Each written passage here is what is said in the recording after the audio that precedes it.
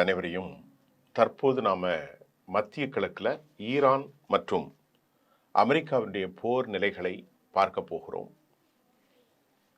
America ஈரானை தற்போது வரை தாக்குவதற்கு மிகுந்த யோசனை, ஈரானுடைய எதிர்வினைகள் கடுமையாக இருக்கிறது. செய்திகள் மாறிக்கொண்டே இருந்தாலும் நிலவரங்கள் அமைதியாக இல்லை.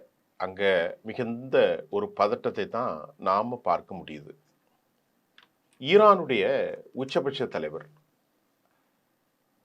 ஆயத்துல்லா கொமைனி, அவருடைய தந்தையார் ரூஹுல்லா கொமைனியுடைய சமாதிக்கு அவர் சென்று அவர் பிரார்த்தனை செய்தார்.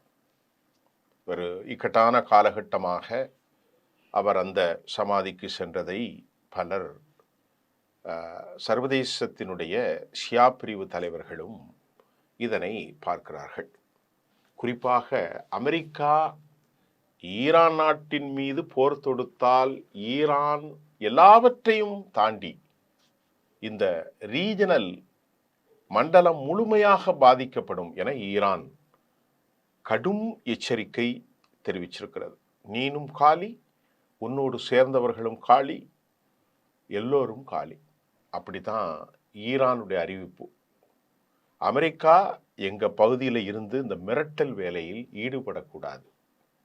முதல்ல அமெரிக்கா விளைவுகளை பற்றி கவனத்தில் எடுத்துக்கிடணும் அப்படின்னு ஈரான் கடும் எச்சரிக்கையை விடுவித்திருக்கிறார்கள். ஈரான் யாரையும் முதல்ல தாக்குதல் நடத்த முன்வராத நிலையில ஈரான் மீது கை வைத்தால் நாங்கள் பதிலடி ரொம்ப மோசமாக இருக்கும் என்பதையும் உச்சபட்ச தலைவர் ஆயத்துல்லா கமேனியுடைய ஸ்டேட்மெண்ட் அமெரிக்காவை சற்று ஆடிப்போய் வைத்திருக்கிறது. அதில் அவர் சுட்டி காட்டுவது, சமீபத்தில் எங்கள் நாட்டுக்குள்ள சிஐயும் உங்களுடைய மொசாதும் இஸ்ரேலும் யூத படைகளும் இணைந்து லட்சோப லட்சம் கோடிகளை கொடுத்து உளவாளிகளை தூண்டிவிட்டு கலவரத்தை மேடுபட்டிய போது சமீபத்திய உளவாளிகளின் விவகாரத்தில் நடத்திய ஆபரேஷனை சுட்டிக்காட்டி பேசிய ஆயத்துல்லா கமேனி, இங்க பாருங்க, இஸ்ரேல் மற்றும் அமெரிக்கா தாக்குதலை தொடர்ந்து ஈரான் மிகுந்த அலர்ட்டாக இருப்பதாகவும் தற்போது தகவல் வெளியாகி இருக்கிறது. நான் கடந்த முறை ஏன் இந்த வார்த்தை அலர்ட் அப்படின்னு வந்திருக்குன்னா, கடந்த முறை அமெரிக்காவும் இஸ்ரேலும் தாக்குதல் நடத்தும் போது நிலைமை வேறு. அமெரிக்கா தாக்க வேண்டாம், பெஞ்சமின் நேதன்யாகுதான் கொண்டு பேசி கொண்டிருக்கிறார் என்கிற செய்திகள் எல்லாம் ஈரான் ஒரு பெரிய அலர்ட்டா இல்லை. ஏராளமான உளவாளிகள் இருந்தார்கள். அவர்கள்தான் கிட்டத்தட்ட 12க்கும் மேற்பட்ட சயின்டிஸ்டையும் 30க்கும் மேற்பட்ட இராணுவ பிரிகேடர்ஸ் எல்லாத்தையும் காலி செஞ்சுட்டாங்க. ஆனால் இன்னைக்கு உளவாளிகள் 30,000 பேர் வரை, 16,000 என்கிறது, 12,000 என்கின்றார்கள், 30,000 என்பது அவ்வளவு பேரும் படுகொலை செய்யப்பட்டு விட்டார்கள். இருப்பினும் இருப்பார்கள் என்பதிலும் அவர்கள் எந்த அளவிற்கு இஸ்ரேலுக்கும் அமெரிக்காவுக்கும் உயிரை வெறுத்து ஒத்துழைக்க போறார்கள் என்ற கேள்விக்கு ஈரான் தற்போது ரொம்ப அலர்ட்டா இருக்குது அப்படின்ற செய்தி வந்திருக்கிறது.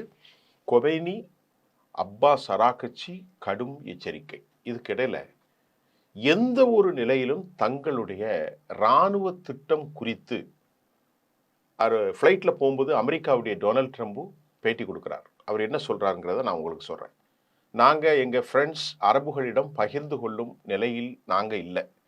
அதே சமயம் ஈரான் குறித்து பேச்சுவார்த்தை மட்டுமே நடத்தி வருவதாகவும் டொனால்ட் ட்ரம்ப் கூறியிருக்கிறார். சொல்லிட்டு அவர் சொல்றாரு, இங்க பாருங்க, ஃப்ளைட்ல எங்க திட்டம் குறித்து பிறரிடம் கூறும்போது நிலைமை ரொம்ப மோசமாக ஒன்றாக அமையும். வெனிசுலாவில் நடந்த நடவடிக்கையை ட்ரம்ப் சுட்டி காட்டினார். யார்கிட்டையும் சொல்லாம நாங்கள் ஆபரேஷன் நடந்தேன் அப்படின்னு சொல்லிட்டு, ஒட்டுமொத்த அரபுகள் இருண்ட நிலையில்தான் தற்போதும் இந்த பிரச்சனை தொடர்ந்து வருகிறது. இதுக்கு இடையில கத்தருடைய Abdul Rahman Al Thani Abbas அராகச்சியுடன் அவர் சந்தித்திருக்கிறார். ஈரானுக்கு சென்றதாகவும் சொல்லப்படுகிறது. சவுதி அரேபியாவுடைய defence minister Khalid bin Salman America உடனான தங்கள் வான் பாதுகாப்பு பகுதியை எந்த ஒரு நிலையிலும் ஈரான் நாட்டிற்கு எதிராக நாங்கள் பயன்படுத்த அனுமதியோம் என்று சவுதி ஓப்பன் ஸ்டேட்மெண்ட். இப்போ தொடர்ந்து ரூஹுல்லா காமெனியுடைய சமாதிக்கு சென்றவர், நாங்கள் யாரையும் தாக்க மாட்டோம், எங்களை தாக்கினால் சரியான பதிலடி கொடுப்போம் என்று பேசிக்கொண்டிருந்த அவருடைய பேச்சு நேற்று வீடியோ வெளியாகி இருக்கிறது. கோமெனி என்ன சொல்கிறார் இங்க பாருங்க. ஈரான் நாட்டின் வளம், ஈரான் நாட்டின் கனிமம், ஈரான் நாட்டின் எண்ணெய் குறித்து அவர் பேசினார். எங்கள் மேல இருக்கக்கூடிய இந்த கனிமங்கள், எண்ணெய் வளம் எல்லாவற்றும் அவர்களை வந்து வந்து அட்ராக்ட் பண்ணியிருக்கிறது. ஆனால் நாங்கள் யாரையும் ஒப்ரெஸ் பண்ண மாட்டோம். தங்கள் தேசம் மக்களுக்கும் தமக்கு பின் வலிமையான முறையில் இருப்பதாக கூறிய ஆயத்துல்லா கமெனி போர் குறித்து எந்த விதத்திலும் அவர் பதட்டமடையாமல் பேசியதையும் நாம் பார்க்கிறோம். அதற்கிடையில் ஈரான் மீதான அமெரிக்காவினுடைய இராணுவ தாக்குதல் குறித்த அச்சம் நிலவும் இந்த சூழ்நிலையில் அமெரிக்கா வெளிவிவகாரத்துறை ஒரு முக்கியமான அறிவிப்பை வெளியிட்டுள்ளது. இது குறித்த அறிக்கை அந்நாட்டினுடைய பார்லிமெண்ட்ல சமர்ப்பிக்கப்பட்டுள்ளதாகவும் தற்போது செய்திகள் வந்திருக்கிறது. சவுதி அரேபியாவுக்கு இஸ்ரேலுக்கும் மிக முக்கியமாக அவர்கள் பெரிய அளவில் ஆயுத வியாபாரத்தை நடத்தியிருப்பதை நான் இப்போது உங்களுக்கு சொல்ல போகிறேன். இப்போ ஈரானுடைய தாக்குதல், அமெரிக்கா தாக்குதல் புரோக்கரேஜ் பண்ணக்கூடிய சவுதி, துருக்கி, கத்தர், இந்த மாதிரி ஒரு சூழ்நிலையில் என்ன ஆயுதங்களை எத்தனை கோடி பில்லியனுக்கு நடத்தியிருக்கிறார்கள் என்று நாம் பார்க்கிறோம். சவுதி அரேபியாவுக்கு மட்டும் அமெரிக்கா $900 கோடி மதிப்பிலான ஆயுதங்களை அவங்க வழங்க முடிவு செய்திருக்கிறார்கள். இதில் முக்கியமாக 730 பேட்ரியாட் ஏவுகணைகள் மற்றும் அவற்றுக்கு தேவையான தளவாடங்களையும் அமெரிக்கா வழங்கப்பட உள்ளது. இது குறித்து யுஎஸ் எக்ஸ்டர்னல் அஃபேர்ஸ் துறை கூறும்போது, சவுதி அரேபியா நேட்டோ அமைப்பில் இல்லை அப்படின்னாலும், நேட்டோனா எங்களுடைய கூட்டாளிகள் தான், நேட்டோ அமைப்பில் சவுதி இல்லாவிட்டாலும் அது அமெரிக்காவினுடைய நம்பகமான செல்ல பிள்ளையாகவும் கூட்டாளியாகவும் இருக்குது. அமெரிக்கா தெளிவுபடுத்திட்டாங்க, அவங்க எங்களுக்கு நம்பகமான முக்கியமான பார்ட்னர். சவுதி அரேபியாவினுடைய பாதுகாப்பை உறுதிப்படுத்துவது, வளைகுடா பிராந்தியத்தில் ஒரு அரசியலுடைய ஸ்திரத்தன்மைக்கு பொருளாதார முன்னேற்றத்திற்கும் அவசியம் என அமெரிக்கா விரும்புகிறது. இதனால அந்த நாட்டினுடைய ஏர் டிஃபென்ஸ் சிஸ்டத்தை ஏவுகணை தாக்குதலிருந்து பாதுகாப்பதற்கு கட்டமைப்பை வலுப்படுத்தக்கூடிய எல்லா நடவடிக்கையும் நாங்கள் எடுத்திருக்கிறோம் என தெரிவிக்கப்பட்டுள்ளது. இப்போ இவங்க மொத்தம் 1,43,000 கோடிக்கு ஆயுதங்கள். அடே அப்பா! இப்போ அடுத்து இஸ்ரேலுக்கு அவங்க என்ன கொடுத்துருக்கான்னு பார்ப்போம். சவுதி அரேபியாவுக்கு இதற்கும் சேர்ந்து அது 900, நான் முதல்ல சொன்னேன் இல்லையா, அந்த அளவிற்கான பில்லியன் டாலர்கள், $900 பில்லியன். இப்போ இஸ்ரேலுக்கும் ஆயுத விற்பனைக்கு அமெரிக்காவுடைய நாடாளுமன்றம் சவுதிக்கு அனுமதி அளித்ததை போன்று கொடுத்திருக்கிறது. ஆனால் இஸ்ரேலுக்கும் அதற்கு அளித்த மதிப்பு $667 கோடி. இப்போ இதில் இஸ்ரேலுக்கு என்னெல்லாம் கொடுக்குறாங்கன்னு பார்ப்போம். $380 கோடி 30 ஸ்பீட் அப்பாச்சி ரக சாப்பர்கள், ஹெலிகாப்டர்கள், நவீன கேமராக்கள், நின்ற இடத்திலே ஏறக்கூடிய தொழில்நுட்பம் தான் அப்பாச்சி. ரன்வேலாம் ஓடாது, அப்படியே ஏறும் அப்படியே இறங்கும். இவை நவீன இலக்குகளை துல்லியமாக கண்டறியக்கூடிய அப்பாச்சி. இது தவிர $198 கோடி மதிப்பில் 3250 இலகுரக இராணுவ வாகனங்களை இஸ்ரேல் வழங்குகிறது.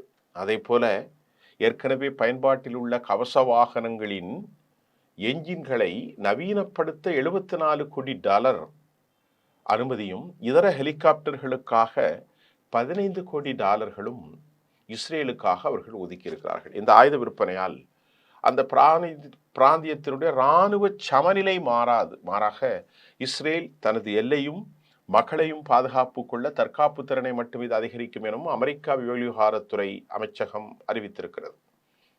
இந்த நிலையில கத்தருடைய பிரதமர் Sheikh Mohammed bin Abdul Rahman bin Jassim Al Thani, நான் சொன்னல ஏற்கனவே, தெஹ்ரானுக்கு போய் லாரிஜானியை சந்தித்தார்.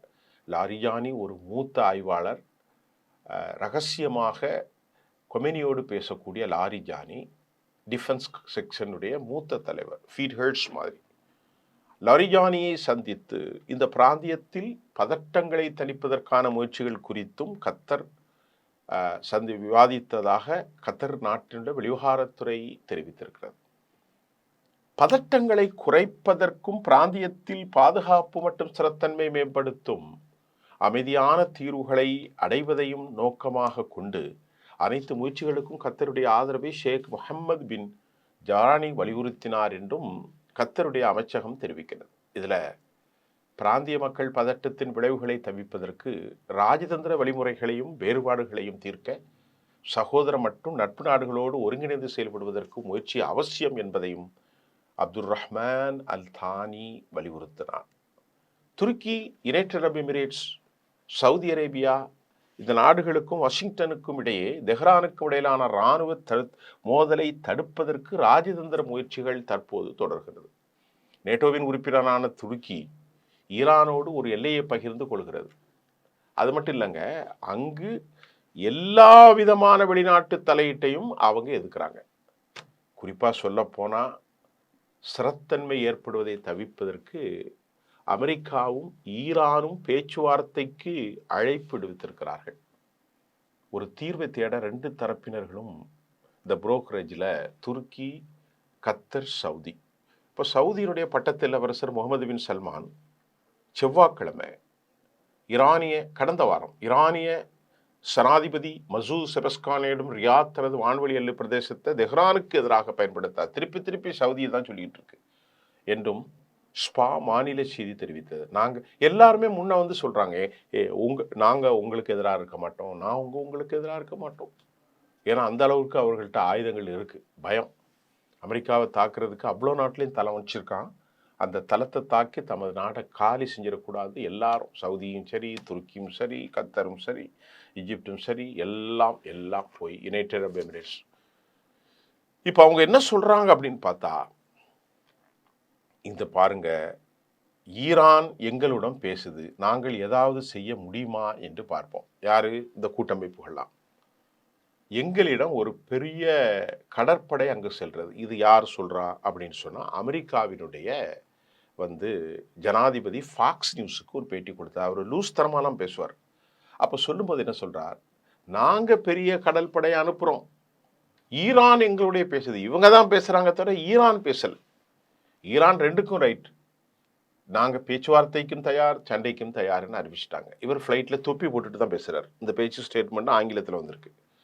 அவங்க பேச்சுவார்த்தை நடத்துறாங்க, நாங்க கப்பல் அனுப்பிட்டோம், என்ன நடக்குதுன்னு பார்ப்போம் அப்படின்ட்டு ட்ரம்ப் கூறியிருக்கிறார். அடுத்து, இந்த அரபு பிராந்தியத்தில் அமெரிக்க நட்பு நாடுகளுக்கு பாதுகாப்பு காரணங்களுக்காக திட்டம் குறித்து நான் தெரிவிக்கல. அவர் சொல்லிட்டார், எங்க நண்பர்கள் தான் அரபுல, ஆனா நாங்க என்ன செய்ய போறோங்கிறத சவுதிட்டையும் சொல்லல, யார்ட்டையும் சொல்லல. சரி, நாங்க அவர்கள்ட்ட திட்டத்தை சொல்ல முடியாது. நான் அவர்களிடம் திட்டத்தை சொன்னால் அந்த திட்டத்தை ரிப்போர்ட்டர்ஸை பார்த்து சொல்றாங்க. உங்கள்கிட்ட சொன்னா விளங்காது இல்ல, நீங்க எல்லாத்தையும் சொல்லிடுவீங்களா? அதை மாதிரி சவுதி போன நாடுகள்கிட்டையும் எங்களோட அரபு நாடுகள்கிட்டையும் சொன்னா அந்த திட்டம் உண்மையிலேயே மோசமாக இருக்கலாம் என அமெரிக்க அதிபர் டொனால்ட் ட்ரம்ப் தெரிவிச்சிட்டார். இப்போ தாக்குதல்களை தொடர்வதில் அமெரிக்கா பின்வாங்கினால் ஒரு கேள்வியை கேட்குறாங்க ரிப்போர்ட்டர்ஸ். இங்கே பாருங்க, மிஸ்டர் டொனால்ட் ட்ரம்ப், தாக்குதலை நீங்க பின்வாங்கினால் தெஹ்ரானுக்கு, ஈரானுக்கு தைரியம் ஏற்படுமா என்ற கேள்வியை ஒரு ரிப்போர்ட்டர் கேட்குறார், இன்டர்நேஷனல் ரிப்போர்ட்டர். உடனே அதுக்கு பதில் சொல்லாமல் மழுப்பிட்டார். செய்தியாளர் கூட்டினார். சொல்லிட்டு அவர் சொல்லாரு, சிலர் அவர் அவ்வாறு சொல்றாங்க, எனக்கெல்லாம் அது பிடிக்காதப்பா அப்படின்ட்டு ஹஹா அப்படின்ட்டு அமெரிக்க அதிபர் இடத்தை காலி செஞ்சிட்டார். ஈரான் எந்த ஒரு அணு ஆயுதங்களையும் பெறுவதை தடுக்க ஒரு திருப்திகரமான ஒப்பந்தத்து பேச்சுவார்த்தை நடத்த வேண்டும் என டொனால்ட் ட்ரம்ப் கூறினார். அவங்க செய்வார்கள் என்று எனக்கு தெரியவில்லை, ஆனால் அவங்க என்கிட்ட பேசுறாங்க, எங்களோடு தீவிரமாக பேசுகிறார்கள் என்றும் ட்ரம்ப் மேலும் மேலும் மேலும் மேலும் பொய்யை பேசுகிறார். புரோக்கர் தான் புரோக்கரேஜ் தான் நடந்துகிட்டு இருக்கு, அவங்க டைரக்டா யாருமே பேசல. அது மட்டும் இல்லாம ஃப்ளோட்டிலா, அதாவது ஒரு ஷிப்பிங் வருகை, ஈரானோடு நேரடி மோதல் ஏற்படும் என்ற அச்சத்தை அந்த பகுதியில் ஏற்பட்டிருக்கிறது. இது அமெரிக்க தளங்கள், அமெரிக்காவினுடைய கப்பல்கள், அமெரிக்காவினுடைய நட்பு நாடுகள், குறிப்பாக இஸ்ரேல் மீதான தாக்குதல் நடந்தால் ஏவுகணை தாக்குதல்களால் பதிலடி கொடுக்கும் என எச்சரிக்கை செய்த நேரத்தில் அமெரிக்கா எந்த ஒரு தாக்குதலையும் நீண்டகால விளைவுகளை ஏற்படுத்தும் என ஈரானின் உச்சபட்ச தலைவர் அயத்துல்லா அலி காமெனி எச்சரித்ததாக ஈரானிய அரசு தொலைக்காட்சி ஞாயிற்றுக்கிழமை செய்தி வெளியிட்டது. இங்க பாரு, போற ஆரம்பிச்சா நீ நிறுத்தவே மாட்டா, நாங்க காலி பண்ணுவோம் அப்படிங்கிறது தான் அவருடைய விஷயம். போற ஆரம்பிச்சா நிறுத்தாது, நீண்ட காலமா இருக்கும், இதோடைய கான்சிக்வன்சஸ் ரொம்ப மோசமா இருக்கும்.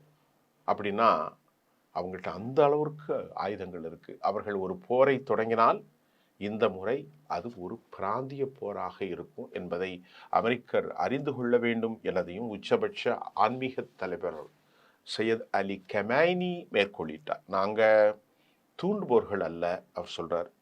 எங்க நாட்டையும் எந்த நாட்டையும் நாங்க தாக்குவதற்கு விரும்பவும் இல்லை, கொமெனி சொல்றார். ஆனா ஈரானுடைய தேசத்தை தாக்குறது அல்லது எங்களுக்கு துன்புறுத்தது எவருக்கும் ஈரானுடைய தேசம் அடியை கொடுக்கும் என்றும் அவர் சொன்னார். ஈரானுடைய ஜனாதிபதி மசூத் பெஸஷ்கியான், தெஹ்ரானுடைய ஆர்வத்தை நீங்கள் குறைத்து மதிப்பிடாதீர்கள். ஈரானுடைய இஸ்லாமிய குடியரசு எப்போதும் நாங்கள் போரை நாடமாட்டோம், எந்த வகையிலும் போரை நாங்கள் நாடவும் இல்லை. ஒரு போர் ஈரான் அல்லது அமெரிக்கா அல்லது பிராந்தியத்தின் நலனுக்காக இருக்காது என்று உறுதியாக நம்பப்படுகிறது என்று அவர் தனது எகிப்திய பிரதிநிதி அப்தல் ஃபத்தா அல் சிசியோடு ஒரு மீட்டிங்கில் அவர் சொன்னார். இப்போ கத்தருடைய தெஹ்ரானுடைய விஜயத்தை குறித்தும் நான் உங்களுக்கு பேசியிருக்கிறேன். இதற்கிடையில் ஈரானுடைய உச்ச தேசிய பாதுகாப்பு குழுவின் தலைவர் அலி லாரிஜானியை அப்துல் ரஹ்மான் சந்தித்து பிராந்தியத்தினுடைய பதட்டங்களை தணிப்பதற்காக முயற்சி குறித்து சந்தித்ததாகவும் நான் முன்னாடி சொன்னேன். இதுக்கிடையில் அமெரிக்காவுடைய இராணுவ நடவடிக்கை எதிர்கொள்வதை விட ஈரான் தனக்கு அணுசக்தி மற்றும் ஏவுகணை திட்டங்கள் குறித்து ஒரு ஒப்பந்தத்தை எடுப்பதாக தான் நம்புவதாக ட்ரம்ப் கூறினார். இப்போ ட்ரம்ப் என்ன சொல்றாருன்னா, சண்டைலாம் வேணாம், சண்டைக்கு நாங்கள் தயாராக இல்லை, நீங்கள் 2 கண்டிஷன், ஏவுகணையும் குறைச்சிருங்க, அப்போ நீங்கள் அணு ஆயுதத்தையும் கைவிடுங்க. அப்போ ஈரான் எதுக்கு இருக்கு? ஈரான் எதுக்கு இருக்கு? அப்போ அவர் என்ன சொல்றாரு, உங்ககிட்ட ஒப்பந்தம் செய்வது உன்கிட்ட சரண்டருக்கு ஆகும், நாங்கள் அந்த வேலையை செய்ய மாட்டோம். எங்கள்கிட்ட கைபர் ஷெகான் இருக்கிறது, எங்களிடத்தில் குர்ரம் ஷோர் இருக்கிறது, மெராஜ் இருக்கிறது, சிஜியில் இருக்கிறது, கதர் இருக்கிறது, கஹர் இருக்கிறது, கதரும் இருக்கிறது, கஹரும் இருக்கிறது இல்லையா? எல்லாமே எங்கள்கிட்ட இருக்கு. எல்லாம் ஷார்ட்வே ரேஞ்ச் இருக்கிறது, நீல தூரம் இருக்கிறது, 14,000 கிலோமீட்டர் செல்லக்கூடிய, ஒளியை விட 13 மடங்கு வேகமாக செல்லக்கூடியதெல்லாம் வச்சிருக்கிறோம். உன்னுடைய கண்டிஷனை நாங்கள் ஏற்றுக்கிட்டா நான் சரண்டர், நான் ஒபே பண்ண மாட்டேன். ஏவுகணையை நான் ஒரு பெரிய சாபரின், எனது பாதுகாப்புக்காக நீ வச்சிருக்க, உன்னுடைய யூதம் வச்சிருக்கிற போது நான் ஏன் செய்யக்கூடாது அப்படின்னு சொல்லிட்டார். சொல்லிட்டு அவர் என்ன சொல்றாருன்னா, இந்த பாதுகாப்பு திறன்கள் நிகழ்ச்சி நிரலில் இல்லாத அணுசக்தி பேச்சுவார்த்தைக்கு தயாராக இருப்பதாக தெஹ்ரான் கூறிட்டு, தெஹ்ரான் என்ன சொல்லிட்டாங்கன்னா, அணுசக்தியை அக்ரிமெண்ட் போடலாம் அப்படின்னு வந்திருக்கு, அது அஃபிஷியலாக நமக்கு வரல, துருக்கிட்ட கையெழுத்து போடுவதாக சொன்னதாக செய்தி வந்திருக்கு. ஆனால் நாங்கள் இருக்கிற 460 அல்லது 56 கிலோ செறிவூட்டப்பட்ட யுரேனியத்தை ஒருபோதும் உங்கள்கிட்ட தரமாட்டோம், தெளிவாக வச்சுக்கோம், 30 குண்டு தயார் பண்ணோம், எந்த நேரமும் பண்ணிடுவோம். அப்புறம் அந்த ஏவுகணை பிரச்சனை, ரெஸ்டோரேஷன், அதற்காக பவுண்ட்ரி, அதெல்லாம் செய்ய முடியாது சார் அப்படின்னு சொல்லிட்டாங்க. அமெரிக்க அதிபர் என்ன சொல்கிறாரு, ஒருவேளை நீங்கள் பின்வாங்கினால், பின்வாங்கித்தான் ஆகணும், ஏன்னா அந்த நாட்டினுடைய தற்கொலை படைகள், இஸ்லாமிய ஜிஹாதி படைகள், அந்த நாட்டினுடைய மிகப்பெரிய ஆயுத தளவாடங்கள், அந்த நாட்டுடைய பிராக்சிகள், எல்லை பிராந்தியம், அணு ஆயுதம், ஏவுகணைகள், ட்ரோன்கள், ஷாஹின்கள், இப்படி நிறைய இருக்குது. அதை நான் தனியாக தரேன், என்னென்னலாம் இருக்குன்னு ஒரு தனியாக வச்சுருக்கேன், நாளைக்கு அதை நான் உங்களுக்கு அதை தரப்போகிறேன்னு நினைக்கிறேன். அது கொஞ்சம் கஷ்டம். அதை காட்டும்போது, அந்த படங்களை எல்லாம் காட்டும்போது சில சிக்கல்கள் வருவதனால நாம் அவர்களுடைய ஆயுத கிடங்களில் இருக்கக்கூடிய ஒவ்வொரு அணு ஆயுதங்களையும், ஒவ்வொரு ட்ரோன்களையும், அதனுடைய பெயர்களையும் தரலாம். அதுக்கான முயற்சி எடுத்துட்டிங்கன்னா ஈரானில் எவ்வளவு ஆயுதங்கள் இருக்குன்னு நீங்களே அசந்து போவீங்க. நேற்று நான் ஒரு ஆங்கில விஷயத்தில் பார்த்தேன், எனக்கே அணு ஆயுத நீர்மூழ்கி கப்பல்கள், பலிஸ்டிக்ஸுகள், ஹைப்பர் சோனிக்கு, சூப்பர் சோனிக்கு, ஷாஹின் 129, 139, மிராஜி ஏராளமான அணுகுடல்கள், கொஞ்சம் நெஞ்சம் இல்லை. அவங்களுடைய ஷிப்பே பெரிய அளவில் இருக்குது. அவருடைய ப்ராக்சிகள் இருக்கிறாங்க, மெல்டிகள் இருக்கிறாங்க, மலைகளை குடைந்து கடலோரமாக இருக்கிற ஏராளமான மலைகள். அவ்வளோ ஈஸியாலாம் அமெரிக்கா உள்ளே போக முடியாது. ஒன்றுமில்லாமல் ஆப்கான்லேயே அவர்களால் வெற்றி கொள்ள முடியல. ஆப்கானில் ஒன்றுமே கிடையாது. அந்த ஃபக்கீர்கள்னு சொல்லுவாங்க நிறைய பேரை. அந்த மாதிரியான ஃபக்கீர் கூட்டத்திலே அமெரிக்கா தோல்வியை கண்டதை நாம் பார்த்தோம். அதே போன்றதொரு மோசமான விளைவுகள் இருப்பதை அமெரிக்க அதிபர் நன்கு உணர்ந்ததால் தான் அவர் ஃப்ளைட்டில் பேட்டி கொடுக்கும்போது திரும்பி விட்டால் என்ன செய்வது, அதை பற்றிலாம் பேசாதீங்க, முதல்ல சண்டையை பற்றியும் பேசாதீங்க, முதல்ல அக்ரிமெண்ட்டை பற்றி பேசுங்க. இது சில இடங்களில் ஒரு மாதிரி மிரட்டல் நடக்கும். மிரட்டல் நடக்கும்போது ரொம்ப பெரிய ஆட்கள் இருப்பாங்க பாருங்கள், அவங்க வந்து பேட்டில் இறங்க மாட்டாங்க. களத்தில் ரொம்ப லோக்கலாக உள்ளவன் தான் சண்டைக்கு போவான். ஏன் இறங்க மாட்டான்னா அவனுடைய பணம், அவனுடைய ஃபினான்ஷியல் ஹப்பு, அவருடைய தொழில், இதையெல்லாம் அவன் பாதுகாக்க வேண்டும். ஆனால் ஈரானுக்கு அப்படி அல்ல. ஈரானுக்கு வந்து வாழ்வா சாவா போராட்டம். அவன் நாட்டில் பசி இருக்கிறது, வறுமை இருக்கிறது, 40 வருஷமாக இருக்கும் வளத்தை விட்டு காசை வாங்க முடியல. அப்போ அவனுக்கு இருக்கிறது எஞ்சிய ஒன்று தான். தொடர்ந்து குண்டை போட்டு தொடர்ந்து அச்சுறுத்தி வருவது அவன் நாட்டில் வந்து ரொம்ப சிக்கலை ஏற்படுத்தி இருக்கிறது. இப்போ கூட அவங்க சொல்கிறாங்க, எங்கள் நாட்டுடைய பொருளாதாரத்தை நீங்கள் கைவிடுங்க, நாங்கள் பொருளாதாரத்தை அவங்க வந்து அதெல்லாம் லிஃப்ட் பண்ணிட்டோன்னா, தடை இல்லைன்னா ஒரு ஆட்டோமேட்டிக்காக வந்துடும். அவங்க திருப்பி இங்கே தாக்கவே மாட்டாங்க. எல்லாரும் அவனும் எதை வச்சுருக்கான், அவனும் வச்சுருக்கான் அப்படின்னு போயிடும். அமெரிக்கா மேலும் மேலும் யூதர்களும் அமெரிக்காவும் சில அரபு நாடுகளும் அவர்களின் மீது அழுத்தம் கொடுத்து அவனை காலி செய்ய முனைந்தால் நாங்கள் யாரோடும் ஒப்புதலுக்கு போக மாட்டோம். எங்களை தாக்கினால் நாங்கள் தாக்குவோம். இப்போ இன்னைக்குள்ள செய்தியில் நான் முக்கியமாக சொன்னது, 1,43,000 கோடி ரூபாய்க்கு சவுதி அரேபியாவுக்கு ஆயுதங்கள் சப்ளை. அதே போன்று 619 பில்லியன் டாலருக்கு இங்கேயும் சப்ளை பண்ணியிருக்கிறாங்க ஒட்டுமொத்த பேக்கேஜஸ்ஸு. அதில் ட்ரோன் சிஸ்டங்களை நான் சொன்னேன். பெட்ரியாட்டி ஆகப்பட்டது ஏர் டிஃபென்ஸ் சிஸ்டத்தில் சவுதிக்கு பண்ணியிருக்கிறாங்க. இவங்களுக்கு எல்லாமே செலவு பார்க்குறதுக்கு கூட 75 கோடி டாலரை அவங்க அனுமதிச்சிருக்கிறாங்க. அப்போ அவங்களுடைய ஆயுத விற்பனை, ஆயுத சமநிலை பாதிக்காது. எல்லாத்துக்கும் காசை கொடுத்த அமெரிக்கா தான் ஈரானையும் அடிமைப்படுத்தி ஒரு பொம்மை அரசு ஏற்படுத்த முயற்சிக்கிறது. நேற்று அமெரிக்காவுடைய பேட்டி, அமெரிக்க நாடாளுமன்றத்திலுடைய ஆயுத ஒதுக்கீடு நிறைய பேசியிருக்கோம். மீண்டும் நெக்ஸ்ட் நாளை புதிய செய்திகளோடு சந்திக்கிறேன். ஏன்னா நான் ஒவ்வொரு நாளும் பேசின செய்தியை மறுநாள் பேசுகிறது இல்லை. புதிய செய்திகளை ரொம்ப ஃபில்டர் பண்ணி ரொம்ப கஷ்டப்பட்டு எடுத்து உங்களுக்கு தரோம். மீண்டும் அடுத்த நிகழ்ச்சியில் உங்களை சந்திக்கின்றேன். நன்றி.